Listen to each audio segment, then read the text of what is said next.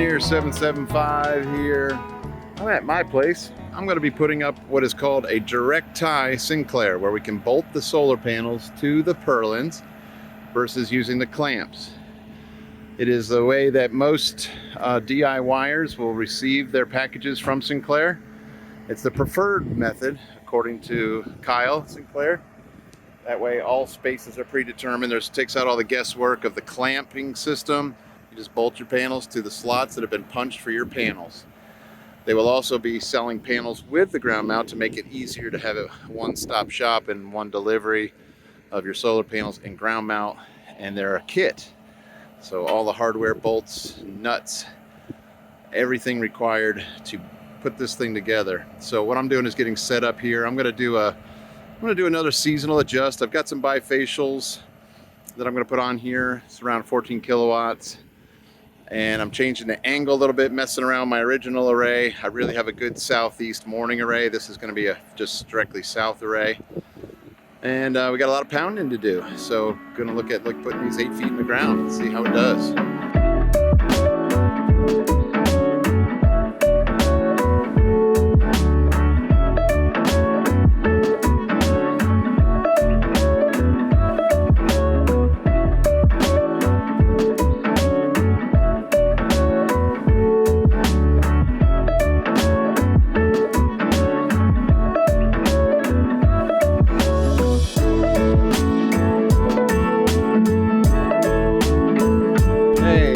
First panel that we're going to bolt to this Sinclair ground mount.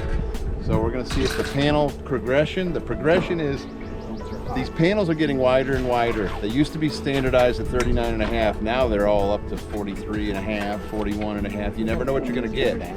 So that's why it's important that these galvanized purlins are stamped to the bolt hole patterns of your modules. So this is our first attempt to see. We've got these nice hardware that Sinclair sends with it. What this is doing is taking the guessing game out. If you've ever done the clamp system of Sinclair, you gotta think ahead. You gotta have a lot of just planning ahead and make sure you don't lose it by the time you get to the end and have to rebuild it.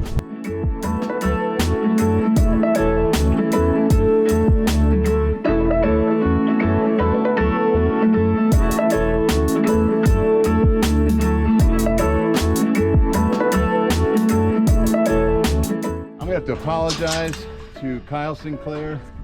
This is so much faster than the clamp style, and you don't have to get up on top of the array to tighten.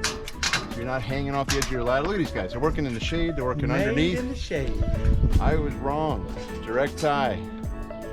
I have to change it up. Sorry, Kyle.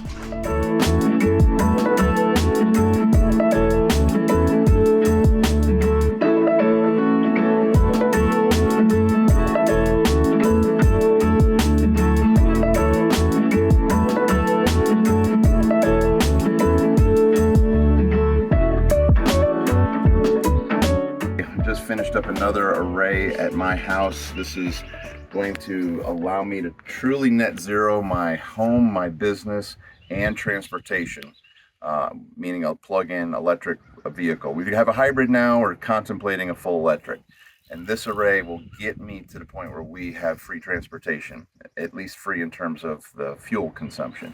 So I added this array yesterday, and I put it at 186 degrees, and for me that's true solar south, because it takes into effect where I live and my longitude and latitude, and I have -6 degrees that I need to add to my compass so I can put this array at true solar south, which is 186 for me. So the tilt is important. So there's an app called Optimal Tilt. It's a free app, and it kind of tells you on a daily basis, on a monthly basis, on a yearly basis, what's the optimal tilt for your solar array to get the most incident angle, most power that you can get. Of course, it's factored in over the whole day. What it doesn't take into account is your specific piece of property, shading from trees, buildings. So that's also an important factor. So what I'm trying to do, I just adjusted my tilt here this morning with these seasonal adjust handles here, these jacks to adjust the tilt.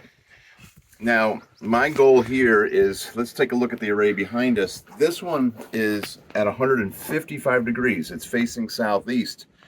that much. And you'd be like, why are you doing that? It's because the horizon that I have in the morning, I make so much power in the morning, but in the afternoon, I have a lot of trees that I have to contend with.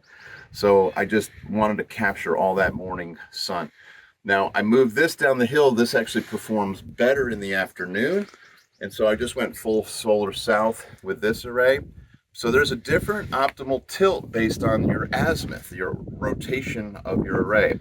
And they're only 2 degrees off in terms of the optimal tilt on a yearly and daily and monthly basis. So anyway, it's important. If one of the things you can say, I don't want to go through all of what you're saying, you can just fix it and forget it. Face the array south with your compass, fix the angle to your latitude, and go with it. Some people say 5 degrees less, and again, you only have adjustments of plus or minus 5 degrees based on the protractor on these ground mounts, most of them.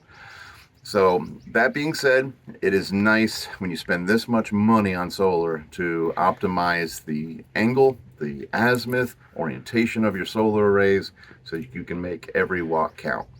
This is Engineer 775 signing out.